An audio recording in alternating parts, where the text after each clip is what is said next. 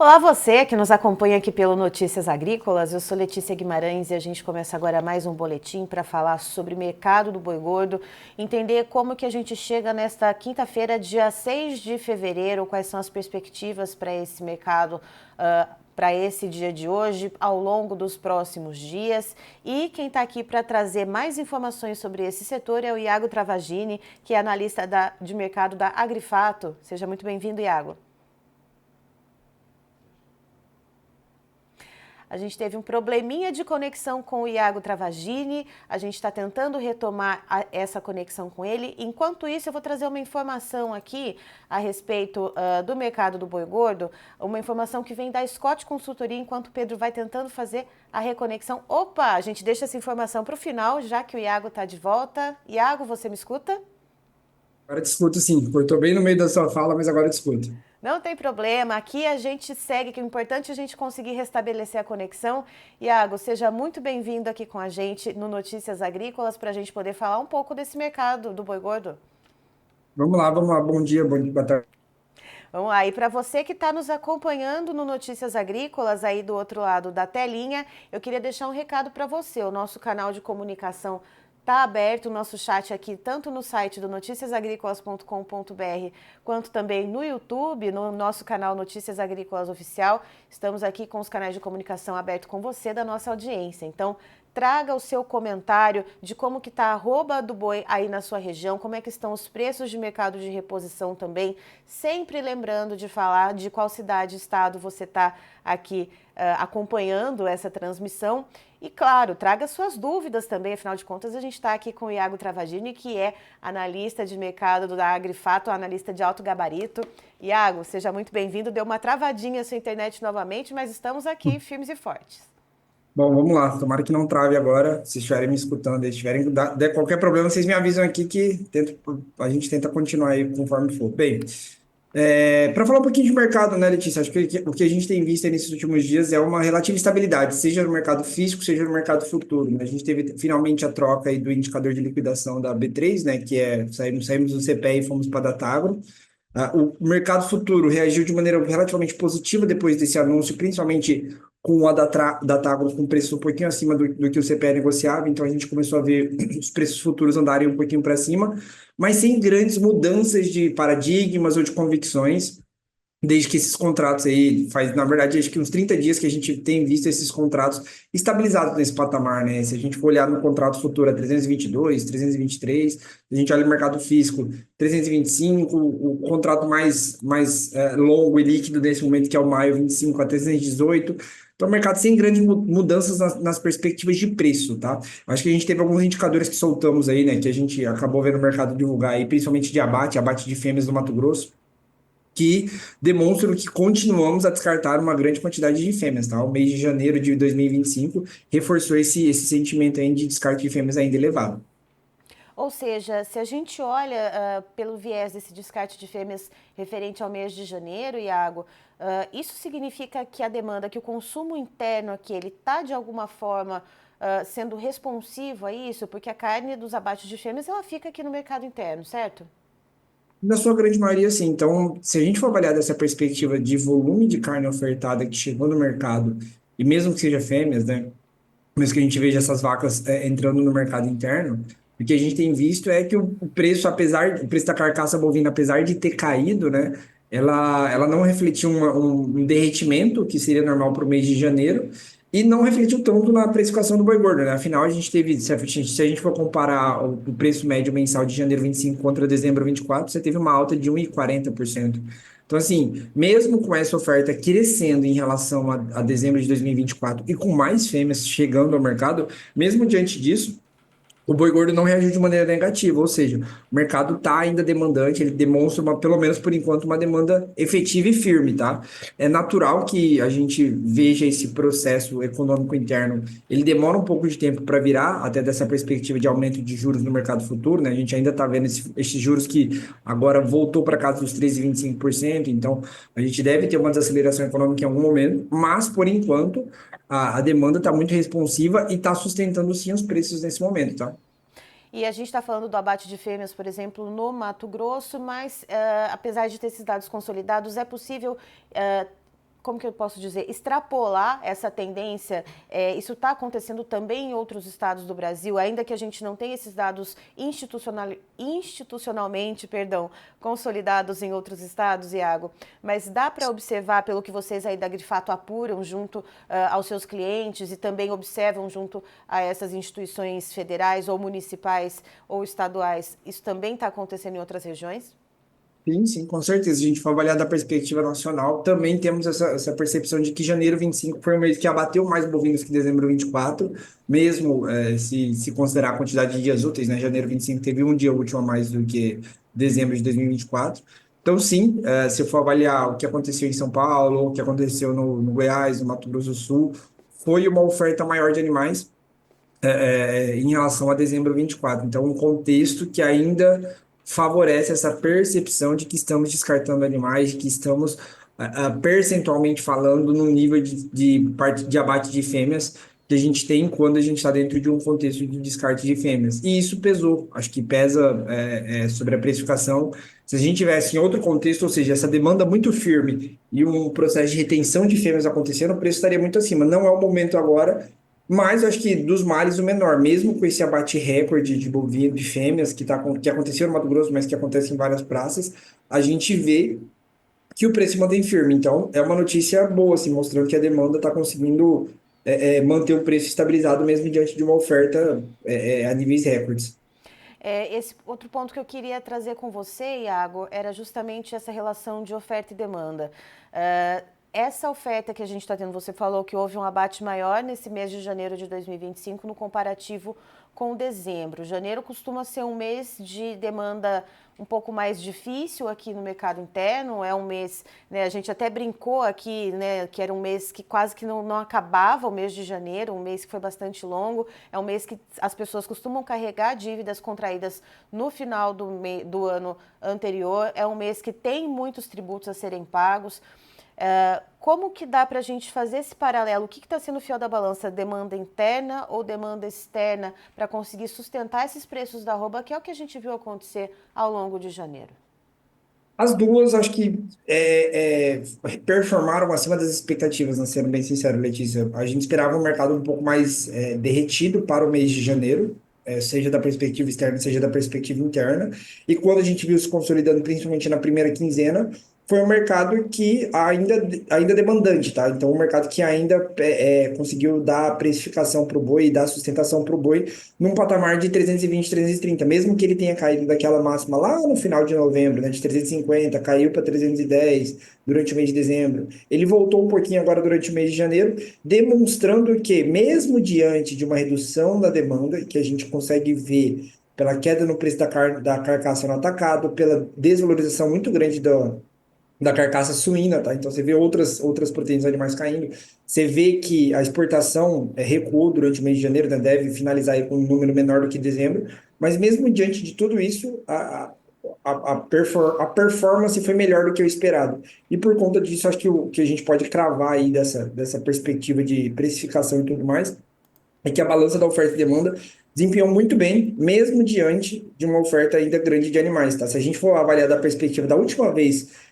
que o mercado entre agosto e novembro de um ano subiu tanto como subiu no ano passado, se a gente pegar 2024, a gente teve uma alta de mais de R$ 100 no intervalo de 4, 5 meses. A última vez que isso tinha acontecido em proporção percentual parecida foi em 2019. Em janeiro 20, a gente viu o preço do boi gordo derreter, né? Cair 10% na virada entre dezembro e janeiro dezembro 19 e janeiro 20. E agora, dessa vez, o preço subiu 1,44%, ou seja, demonstrando que, dessa perspectiva de oferta e demanda, a demanda está conseguindo, mesmo com essa oferta ainda volumosa, enxugar boa parte dessa carne. E a ressaca pós-ano novo não foi tão grande. No final das contas, ela impactou um pouquinho ali na precificação da carcaça, mas nada que a gente olhasse e visse um derretimento do mercado. Por falar em ressaca após Ano Novo, Iago, pegando esse gancho aí, a gente vê a China voltando do Ano Novo Lunar. Como que a China deve voltar às compras, né? Já que geralmente o país ele dá aquela, se abastece bastante um pouco antes, né, desse período de feriadão, depois volta ali, né, após esse feriadão, volta às compras. A gente deve ver um retorno mais gradativo ou deve ver a China com mais apetite pela carne brasileira? E aí somo uma outra questão junto a essa. Como que a gente deve ver isso acontecer colocando o elemento Donald Trump nesse xadrez? Vamos lá. O que a gente tem visto da China, acho que já é um sentimento há um tempo recorrente aí. A China importa muita carne bovina brasileira, se tornou, já é o nosso principal cliente, a gente já é o principal fornecedor para eles. É uma relação que está muito bem equilibrada, ou seja, a quantidade que a gente exporta para fora em volume, né, o quanto a China representa da gente, em torno de 52, 50%. É mais ou menos a mesma coisa que que a gente representa para eles, né? Então 50% da carne bovina importada da China, pela China, vem do Brasil, então é uma relação que está muito mais bem equilibrada atualmente. Então, eles dependem da gente, mesmo tanto que a gente depende dele. Porém, a situação econômica chinesa é uma situação delicada. O que, se a gente for avaliar da perspectiva do que tem acontecido dentro da economia chinesa, e principalmente aí olhando para a precificação das proteínas animais lá na China, a gente vê uma situação delicada, no mínimo delicada, porque o preço do boi gordo lá na China está nas mínimas dos últimos 10, 15 anos, então você vê um preço em dólares ou em yuan também, que está nessas mínimas dos últimos 10, 15 anos. A carne suína, que é a proteína mais consumida por lá, tentou subir no terceiro trimestre do ano passado, não conseguiu, então voltou a cair novamente. Então você tem uma situação que é extremamente delicada dessa perspectiva de demanda. Então existe um grande questionamento se a China vai continuar ampliando as suas compras, as suas importações de carne bovina durante o ano de 2025, perante 2024, e, consequentemente, isso poderia impactar os nossos embarques, né? Eu acho que o que a gente pode talvez ver é esse impacto de uma China, principalmente olhando para o segundo semestre aí desse ano, é uma China talvez um pouco mais tímida nas suas compras, obviamente vamos ver. Agora, nesse momento específico que está acontecendo no novo chinês, nessa volta, eles voltam e devem voltar com mais apetite. Mas o grande ponto é como é que vai ser o comportamento de estoques durante esse ano novo chinês? Será que eles vão realmente eles consumiram tudo que estava ali nas gôndolas e, consequentemente, os estoques se reduzem e a compra vai vir firme? Essa é uma grande indagação. Mas a situação econômica da China é uma situação delicada nesse momento. Assim, se a gente for avaliar da perspectiva imobiliária, de consumo, dos dados industriais, todos eles trazem um receio sobre esse comportamento de expansão. Ou seja, não é que a China vai, de repente, entrar em recessão, mas o nível de expansão da economia chinesa é um grande questionamento atual. Será que vai continuar nos 5%? Será que vai se reduzir? Eu acho que esse é o grande questionamento do mercado atualmente perante a China. E agora, E aí, perdão, opa, pode pode continuar o falar. raciocínio. Não, pode seguir. Não, eu ia perguntar a segunda pergunta que era sobre. Putz, me esqueci O agora. Donald Trump, como que a gente Isso. adiciona o Donald Trump nessa equação toda? A gente ainda não sofreu as consequências do que é o Trump, né? O Trump está focando ali nos parceiros mais importantes comerciais ali, que Estados Unidos, Canadá, México, nessa próxima semana que se virar, acho que provavelmente a gente vai ver ele citando um pouco de União Europeia, China. Particularmente, se continuar dessa forma, e a gente não for lembrado por ele, né? Porque a gente tem a nossa irrelevância dentro do quadro de exportações norte-americanas. Seria um bom motivo, porque se ele taxa mais a carne mexicana ou a carne canadense, é um bom motivo para a gente exportar mais para lá. E lá eles estão com uma demanda pujante por carne bovina. Então já é um quadro deficitário de oferta e que se você tira dois grandes exportadores, o Brasil ganha mais um pouco. Porém, eu acho que invariavelmente a gente vai ser lembrado, tá? Eu acho que vai rolar uma taxação aí sobre os nossos produtos. A carne bovina hoje brasileira não tem nenhum acordo de comércio e tudo mais, mas pode sofrer por consequência, né? A gente pode ter aí um problema de ampliar uma sobretarifa, né? Criar-se uma taxação a mais, uma porcentagem de taxação a mais. A gente já paga hoje aquilo que foi fora da cota, que a gente já cumpriu dos 65 mil toneladas, já paga 26% de imposto, então adicionaria mais talvez 10%. Eu acho que pode acontecer sim. Da perspectiva de outros países, né? A briga entre China e Estados Unidos, a China os Estados Unidos é o quinto maior fornecedor de carne bovina para a China. Então, o Brasil poderia entrar cooptando um pouquinho desse mercado norte-americano que o mercado norte-americano tem na China, mas ainda é relativo, porque a carne norte-americana é muito mais bem vista que a brasileira dentro da China, da perspectiva de qualidade para os chineses, porque é um trabalho de marketing que existe há pelo menos 40 anos. Então, outra percepção. Mas acho que o que a gente vai ter que ver é como é que o Donald Trump vai atuar em relação ao Brasil, né? Se ele de fato vai colocar as tarifas e como o Brasil irá reagir a isso. Eu perguntei isso, e você trouxe justamente esse ponto, né? Como que essa briga com a China pode resvalar para o Brasil? E eu agora queria trazer um outro elemento, né? Os Estados Unidos passa por um ciclo pecuário de baixa nesse momento. A gente tem ainda, em cima disso, áreas produtoras, né, que estão sofrendo com nevascas muito intensas, que isso acaba ainda prejudicando mais a produção de carne bovina por lá. Então, como que esse fator, inclusive, né, essa questão produtiva, de fato, para além da questão geopolítica, questão comercial, de fato, como que essa questão de produção lá nos Estados Unidos pode trazer esse impacto nessa triangulação quando a gente pensa Estados Unidos, China e Brasil? Dessa perspectiva de triangulação, que acho que o que a gente pode ver a priori é o Brasil conseguindo surfar nessa questão dos Estados Unidos exportar cada vez menos carne, e a China poderia ser um país que sentiria isso. Mas, mais uma vez, eu acho que a carne norte-americana, de certa forma, ela ainda é vista como uma carne muito menos comoditizada do que a carne brasileira, então a gente pegaria um pouco de mercado lá. Mas, assim, eu estou falando que hoje os Estados Unidos fornece em torno de 5 a 7% das importações chinesas, e o Brasil hoje atende 52%. Então, a gente conseguiria optar um pouquinho a mais, mas ainda assim é um mercado um pouco mais difícil de entrar, porque é um mercado mais premium, digamos assim, que o Brasil precisaria estabelecer uma imagem muito melhor. Porque existe dentro da percepção chinesa de que a carne, por ter esse trabalho de marketing, a carne norte-americana seria um pouco mais valorizada. Então, dessa perspectiva de triangulação, acho que o grande ponto é esse. Mas, de fato, se a gente for avaliar no todo, a gente está muito bem posicionado dentro do mercado internacional da carne. Assim, a gente tem hoje uma oferta muito grande para atender países que estão em processo de redução. Não só os Estados Unidos, tá? Se a China entrar dentro do que a gente está imaginando, que é entrando dentro de já veio acontecendo no ano passado, mas acontece também nesse ano, um descarte de fêmeas grande, a China entra num problema de produção a partir de 26, 27. Então, a gente pode ter a união dos três maiores produtores globais de carne bovina do mundo, né? Entrando dentro desse ciclo de retenção de fêmeas a partir de 26. E aí a gente tem um problema global de carne bovina, tá? Que aí é a perspectiva de preços ainda elevados. E olhando para esse gancho que você falou do descarte de fêmeas, isso impacta diretamente no mercado de reposição. Queria trazer esse ponto agora, Iago. Como é que está o mercado de reposição aqui no Brasil? Se a gente puder pontuar algumas regiões principais, como é que estão preços, como que a gente pode pontuar para a nossa audiência aqui, para o pecuarista que nos assiste, janelas melhores de compras, né? Dependendo dessas regiões que você trouxer para nós. Então, o que a gente vê nesse momento, assim como o mercado do boi gordo, a reposição está bem parada em precificação, tá? Então, se for avaliar da perspectiva de preço, né? O preço do bezerro, seja na Praça Sul Mato Grossense, seja no Mato Grosso, a gente vê bezerro negociado a 2.700, 2.600, entre 11,50 e 12,50 o quilo do bezerro. É um nível maior do que ele tinha, do que estava negociando lá em agosto do ano passado, né? Quando ele bateu as mínimas, mas ainda o bezerro está muito atrelado ao comportamento do boi gordo. E por conta disso, a gente vê que a margem da cria ainda está apertada e por isso o criador continua a descartar suas fêmeas, tá? Então, se for avaliar dessa perspectiva, a gente ainda tem boas oportunidades olhando do bezerro, porque ele ainda não se descolou do boi gordo. Tanto é a realidade que o ágio do bezerro sobre o boi gordo está caminhando em torno de 20%, que é um nível que a gente sabe que historicamente é baixo.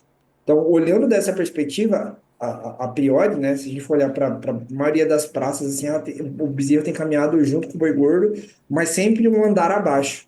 E se a gente for olhar da perspectiva de virada de ciclo, o bezerro tem que começar a caminhar no nível acima do boi gordo para a gente ter esse descolamento, para a gente ter um ágio maior do bezerro, que não é o quadro agora. Ou seja, em termos de troca, sem saber o custo de cada produtor unitariamente, né, o que a gente vê agora é que os termos de troca, a relação de troca está muito boa. Então, é um bom momento para compra de maneira geral, mesmo que o bezerro tenha saído dos 2.200, 2.100 há cerca de 6, 7 meses atrás para bater os 2.600 agora.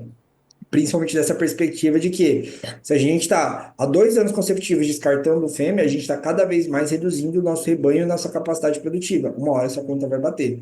Então, se a gente for olhar da perspectiva de anos atrás, o processo de descarte de fêmeas, da última vez que ele começou de fato lá em 2017, eles foram quase 2 anos e meio, 3 anos para começarmos a entrar dentro dessa virada de ciclo, desse momento de virada, né? Saído do descarte e entrar na retenção, que foi entre 2017 até setembro de 2019. Então, a gente ainda vai entrar nesse processo, E acho que a compra do Bezerra agora, em termos de troca, está apresentando números bem interessantes ainda. E em relação ao preço da arroba, Iago, a gente vê ali uma certa estabilidade, né? Mexe um pouquinho para cima, mexe um pouquinho para baixo quando a gente olha mercado futuro. No físico, segue ali uma toada dos 325. O Mato Grosso chegou aos 330, né? A gente viu ali esse descolamento do diferencial de base. Queria saber como vocês estão observando como que deve ser esse andamento para a arroba do boi gordo, tanto em São Paulo como Mato Grosso, Goiás, Pará, enfim, as principais regiões que a gente tem aqui no país.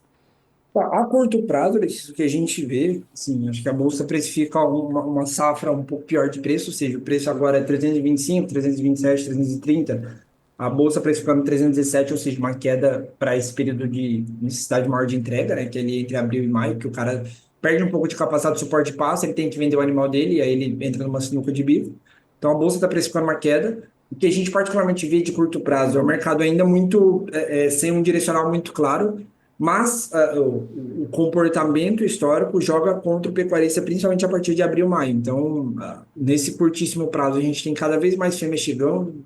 O recorde de participação de fêmeas costuma ser março, mas ainda é uma demanda relativamente firme. Porém, o grande receio nosso atualmente está com esse abril e maio. Por quê? A gente já vem num processo de aumentar os juros. O efeito desses juros ele demora em torno de 6 meses para começar a permear sobre a sociedade, a gente começar a ver, de fato, aumento no número do desemprego, uma redução da atividade econômica, isso pode vir a calhar e acontecer, principalmente durante esse período de safra. Então, o nosso receio hoje é justamente com esse abril e esse maio, dessa perspectiva de união, de uma necessidade de negociação maior do pecuarista, por quê? Porque ele tem menos pasto, com o fato de que a economia vai entrar em um processo de desaceleração, né? Então, você tem a união de um juros batendo na casa dos 14%, já tem se cogitado até 15% para o final desse ano, com o fato de que o pecuarista vai ter que negociar esse animal quando ele tiver cada vez menos pasto. Ele precisa desovar esse animal porque ele precisa se preparar para a seca. E dependendo de como for o padrão de chuvas, principalmente agora, durante fevereiro e março, isso pode ser um pouquinho adiantado para abril. Então, o nosso receio hoje está principalmente com esse médio prazo, que seria o abril e maio. Lá para frente, lá para outubro, aí uma visão de longo prazo ainda bem altista, assim, de a gente ver preços superando a casa dos R$ 380 com facilidade.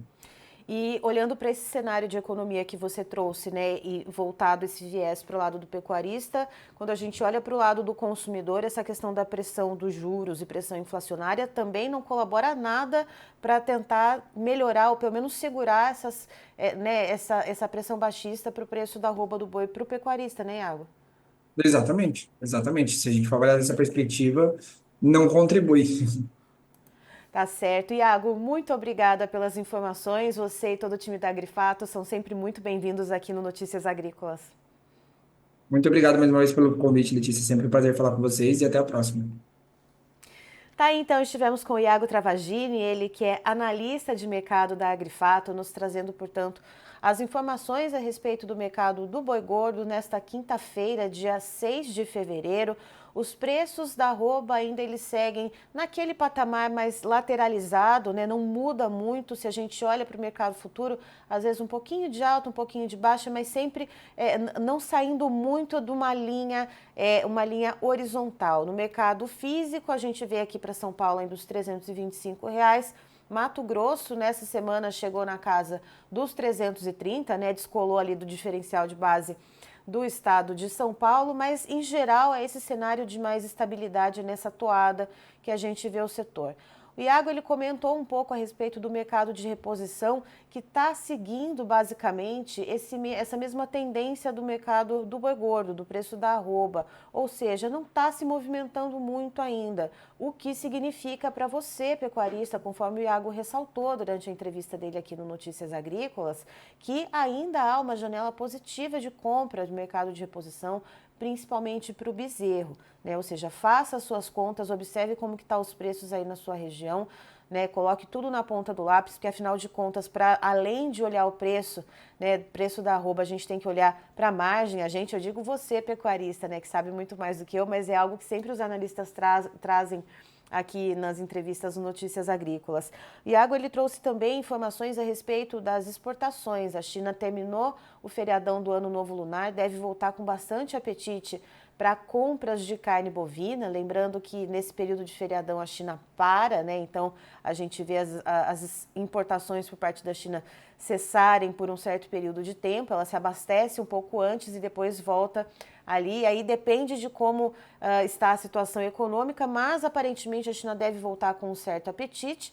E temos que observar como é que vai ficar a questão de taxação dos Estados Unidos sobre a China, né? Lembrando que os Estados Unidos, ele também exporta boa parte da sua carne bovina para a China. É uma carne considerada diferente, é uma carne considerada um pouco mais premium.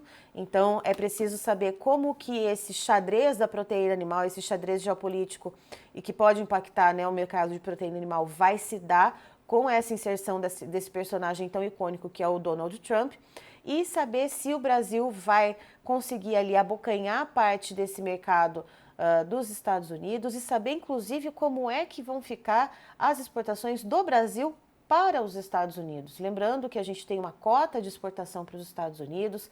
Lembrando também que os Estados Unidos está passando atualmente por um período complicado de produção de carne bovina.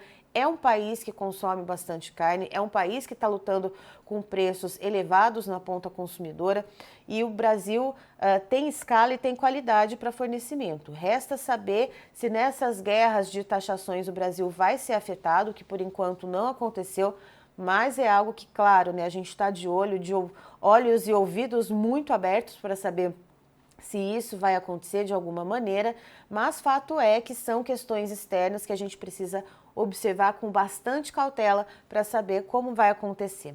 Agora eu vou dar uma lida então em algumas notícias que a gente tem para você a respeito do mercado do boi gordo. Temos informações do CPEA, portanto, que é o Centro de Pesquisas em Economia Aplicada da Exalc-USP a respeito do mercado do boi gordo, que está buscando direcionamento, segundo os pesquisadores do CPEA. Portanto, estão aqui as informações que o levantamento do CPEA mostra que essa é a quarta semana em que o indicador do boi gordo CPEA-Exalc oscila basicamente entre R$ 325 e R$ 327 reais. Aquilo que eu falei, o mercado está flat. E está ali com uma discreta tendência de alta. No mesmo período, a carcaça casada ela teve ligeiro enfraquecimento no atacado na Grande São Paulo, passando de R$ 22 para R$ 21 o quilo. Segundo o Centro de Pesquisas, essa indefinição de tendência ela reflete uma certa parcimônia de frigoríficos diante da expectativa do aumento de ofertas de animais criados a pasto, enquanto os pecuaristas eles tentam forçar um pouco mais os atacadistas forçar um pouco mais alguma precificação maior, portanto, para a venda desses animais. Conforme os atacadistas que foram consultados pelo CPEA para elaborar essa análise dizem, as vendas de carne elas se mantêm estáveis, o que representa uma boa sustentação dado o período do ano. Lembrando, né, o que a gente falou e tratamos inclusive com o Iago aqui, começo do ano é sempre um pouco mais difícil para a venda de carnes de uma maneira geral, não só carne bovina, né? São dívidas acumuladas desde o final do ano anterior, começo de ano material escolar, são impostos a pagar, então sempre é uma carga muito grande sobre o brasileiro e tem que fazer escolhas com o que vai gastar. Então o CPEA traz essa informação, né, que é uma sustentação de preços que é positiva, dado esse período de início de ano. Quanto à exportação, os dados mais recentes mostram diminuição na quantidade embarcada, o que, além de ser compatível com essa época, está atrelado ao Ano Novo Chinês, que é o que a gente conversou também agora, né? As informações elas vão se casando, vamos vendo assim, né? Que a China ela para de comprar e depois agora tem esse retorno. Então, essas informações que a gente tem vindas do CPEA, lembrando que o CPEA-Exalc era o indicador que baseava a B3, a Bolsa Brasileira, agora não mais, agora a gente tem o indicador da Datagro. E a gente estava falando então dos preços, vamos então com os preços na tela, eu vou pedir para o Pedro jogar a tabela aqui para a gente, por gentileza, Pedro. Vamos ver então como é que estão os preços na B3 nesta quinta-feira, dia 6 de fevereiro. Pedro vai atualizar a tela para a gente. Enquanto essa atualização ainda, a internet não está colaborando com a gente, vamos com mais notícias, Pedro. Vamos seguindo por aqui. Informações da Scott Consultoria, alta na cotação da novilha gorda em São Paulo, hein? Vejam só, com pouca oferta de novilhas gordas, a ponta compradora abriu, portanto, ontem, na quarta-feira, ofertando R$ 3,00 a mais por arroba na categoria. Para as demais, boi e vaca gorda, a cotação não mudou. Na escala de abate, está atendendo em média 7 dias. No noroeste do Paraná, o cenário permaneceu de boa oferta, com boiadas terminadas, com escoamento de carne travado. Dessa maneira, a cotação do boi e da vaca gordos caiu R$ 3,00 por arroba. Para a novilha, o preço não mudou lá no noroeste do Paraná. A escala de abate por lá está em média de 8 dias úteis. Tocantins, aumento da oferta de fêmeas e escala de abate alongada pressionam os preços. Na região sul, o preço do boi gordo não mudou. A cotação da vaca e da novilha caiu cerca de R$ 5,00 por arroba. Na escala de abate está em média ali na casa dos 11 dias úteis. Região norte, para a vaca a cotação caiu cerca de R$ 3,00 arroba e para a novilha caiu R$ 5,00 por arroba e a escala de abate está na casa dos 8 dias. Sudeste do Mato Grosso, vamos ver como é que está por lá, segundo a Scott Consultoria, grande oferta de fêmeas para abate levou uma queda de R$ 4,00 por arroba na cotação da vaca e da novilha. Agora a gente traz algumas informações do estado de Goiás, informações do boletim do IFAG, o Instituto para o Fortalecimento da Agropecuária de Goiás. A gente tem o início de fevereiro, segundo esses dados do IFAG, sendo marcado por uma maior pressão sobre os preços, refletindo o aumento da oferta em algumas regiões pecuárias. No entanto, o mercado segue operando com cautela e a postura dos pecuaristas em segurar a oferta tem evitado quedas mais expressivas e, de certa forma, é isso que a gente está vendo ao redor do Brasil. Portanto, essa questão dos pecuaristas que estão com alguma condição melhor de pastos conseguirem fazer isso, de segurar as boiadas e tentar ali evitar quedas maiores ou manter os preços como estão. A retenção de lotes gordos nas propriedades limita a disponibilidade imediata de animais, impedindo uma desvalorização ainda maior da arroba. Ao mesmo tempo, a recuperação das pastagens naturais vem aumentando a capacidade de oferta, principalmente de fêmeas descartadas após o término da estação de monta, movimento que deve se intensificar até o mês de março, segundo os dados do IFAG. Ainda seguindo com essas informações do estado de Goiás, no mercado externo, o feriado do Ano Novo Chinês reduz temporariamente a demanda internacional, o que pode impactar os embarques brasileiros.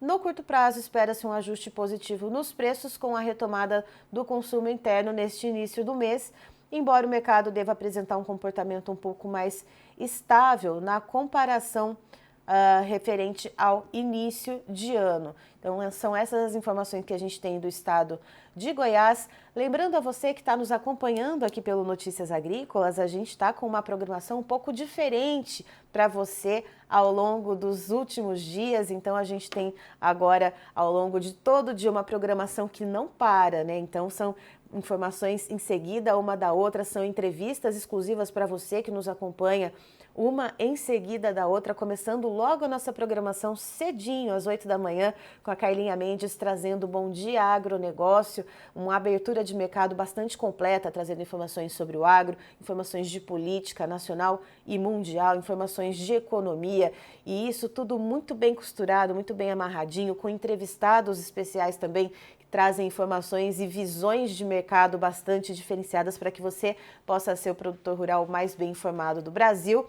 Logo em seguida, às 9 da manhã, vem o Guilherme Dorigatti assumindo a bancada por aqui no estúdio para fazer o Realidades das Safras, trazendo de fato o que está acontecendo em cada região do país, em cada município. São cerca de 2 ou 3 entrevistados por dia para mostrar para você, então, como é que está ali naquela região. A gente está falando de um Brasil continental, né? Então é importante que a gente traga, para além daquelas visões e aquelas estimativas de safras que vêm de consultorias, que vêm de instituições estaduais ou federais, a gente trazer a visão do produtor rural que está ali pisando na terra diariamente, e a gente dá esse espaço então para esses produtores aqui no Realidades das Safras, todos os dias a partir das 9 da manhã.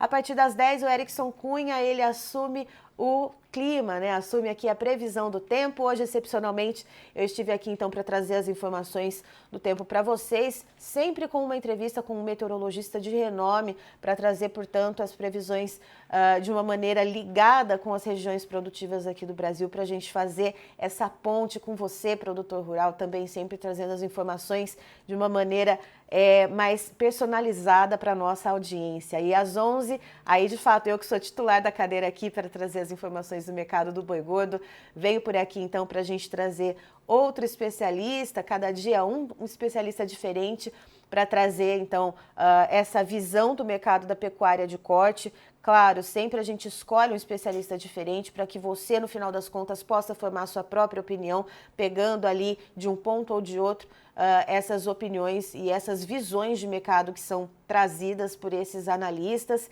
Ao meio-dia, mercado futuro e mercado físico, sempre ali uma abordagem diferente, seja mercado do trigo, mercado de suínos, mercado do arroz, enfim, cada dia um mercado diferente ao meio-dia explorado para a gente poder também trazer uma diversidade, uma pluralidade, né, dos mercados do agronegócio brasileiro para você, produtor rural, que é a nossa audiência, que é aqui o nosso principal foco, é você que está nos acompanhando no Notícias Agrícolas. Eu encerro por aqui e sempre dizendo para você que Notícias Agrícolas é informação agro-relevante e conectada. Siga com a gente que tem uma programação ao longo de todo o dia para você.